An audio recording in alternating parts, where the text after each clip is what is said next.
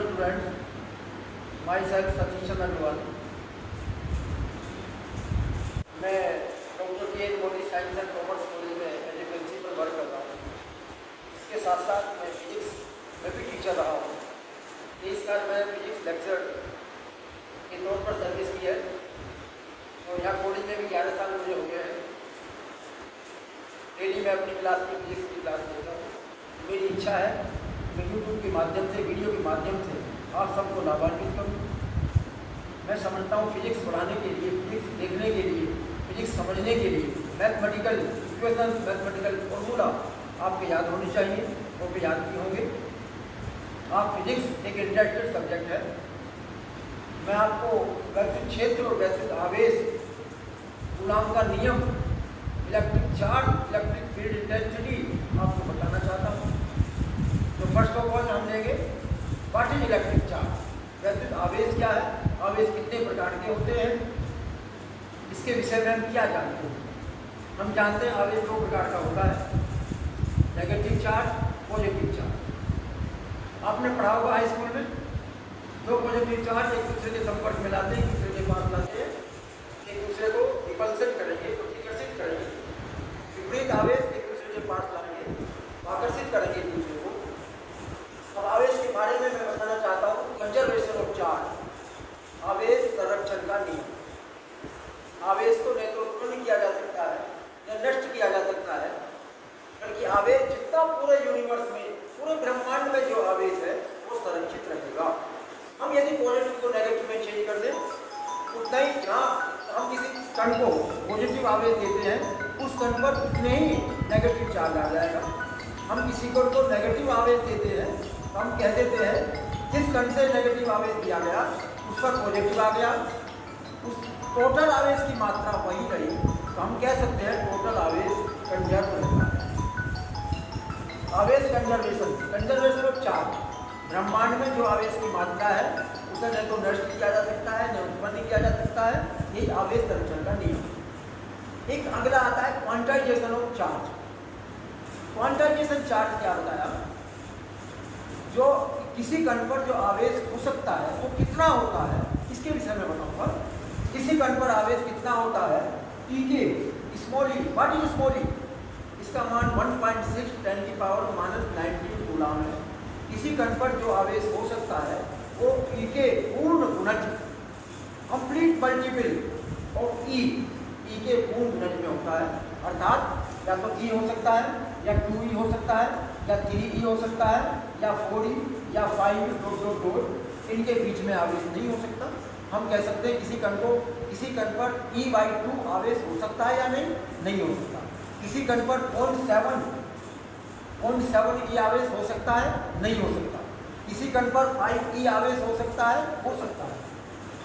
ये आवेश के इस गुण को क्वांटाइजेशन ऑफ चार्ज कहते हैं। अच्छा, हम डियर स्टूडेंट आप ये बताइए किसी कण को क्या 5e आवेश को 6 पार्ट में डिवाइड किया जा सकता है? 5e आवेश को 6 पार्ट में क्या डिवाइड किया जा सकता है? आप सोचेंगे कि हम कैसे कर सकते हैं।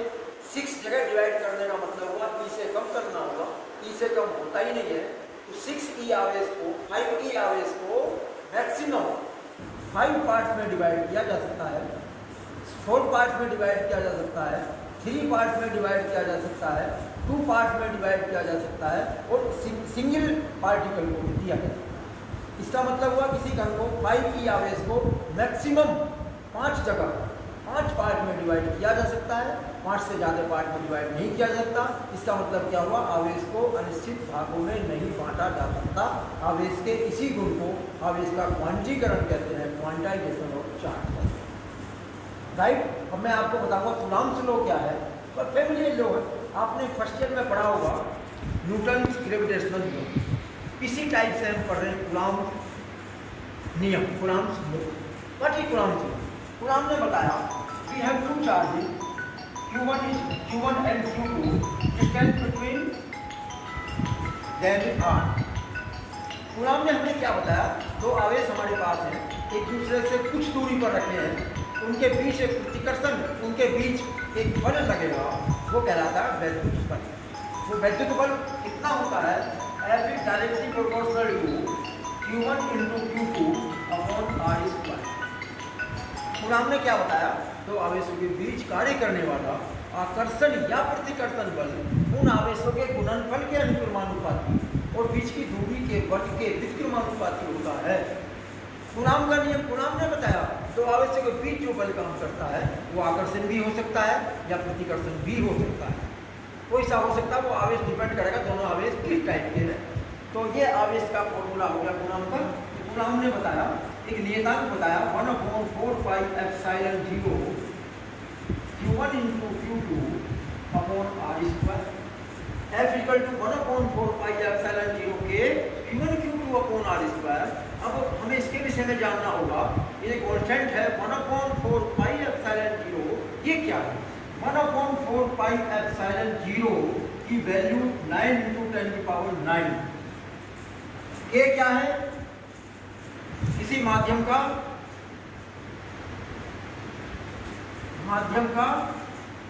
परावैद्युतांक के होता है, माध्यम का परावैद्युतांक डाइलेक्ट्रिक कांस्टेंट होता है मीडियम। मीडियम क्या? दो आवेशों के बीच मीडियम कुछ भी हो सकता है, ये हमें नॉलेज होनी चाहिए। यदि माध्यम क्या है, वायु या निर्वात है तो K इक्वल टू 1। दो आवेशों के बीच माध्यम वायु है या निर्वात है, K इक्वल टू 1। अन्य सभी, ये याद रखना आपको, अन्य सभी परावैद्युत माध्यमों के लिए K इज ग्रेटर देन 1।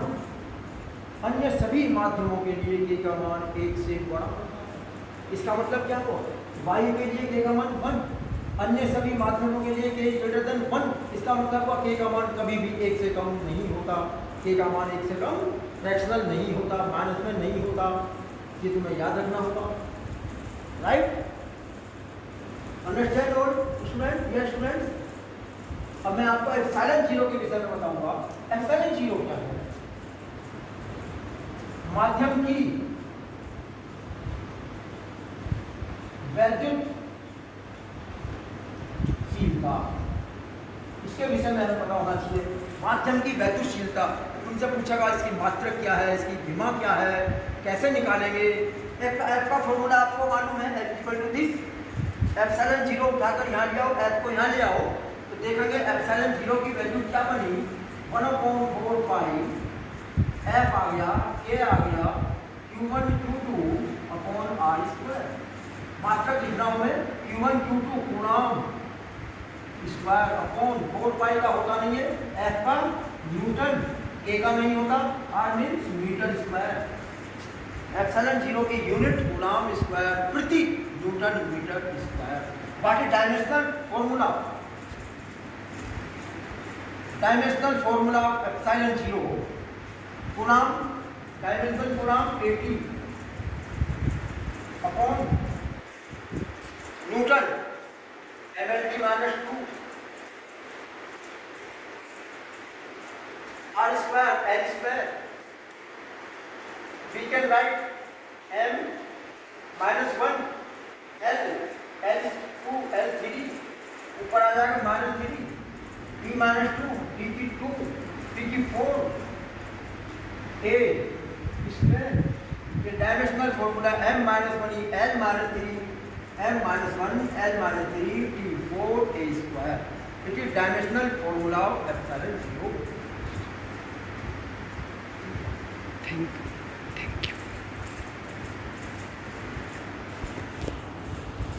तो ये अगला स्टूडेंट्स ये बताइए, दो आवेशों के बीच वायु है, तब तो बल माना 10 न्यूटन है। दो आवेशों के बीच वायु है, उनके बीच बल 10 न्यूटन है। अब हम कहते हैं उनके बीच कोई माध्यम भर दिया, उस माध्यम का परावैद्युतांक K है, बल पर क्या इफेक्ट पड़ा, बल पर क्या प्रभाव पड़ा, हम देखते हैं फॉर्मूले से। F equal to 1/4 pi epsilon 0 K Q1 Q2 upon r square. जब वायु था, के का मान 1 था, उस समय बल 10 न्यूटन था। जब के का मान कुछ हो गया, कोई माध्यम भर दिया, तो अब बल कितना हो जाएगा हम देखते हैं। F directly proportional to 1/k। K का मान 1 से ज्यादा होता है, क्योंकि k ग्रेटर देन 1, F पर क्या इफेक्ट पड़ा, F घट जाएगा, पहले से बल घट जाएगा। तो एक निष्कर्ष निकला, यदि दो आवेशों के बीच परावर्तित माध्यम भरा हो तो बल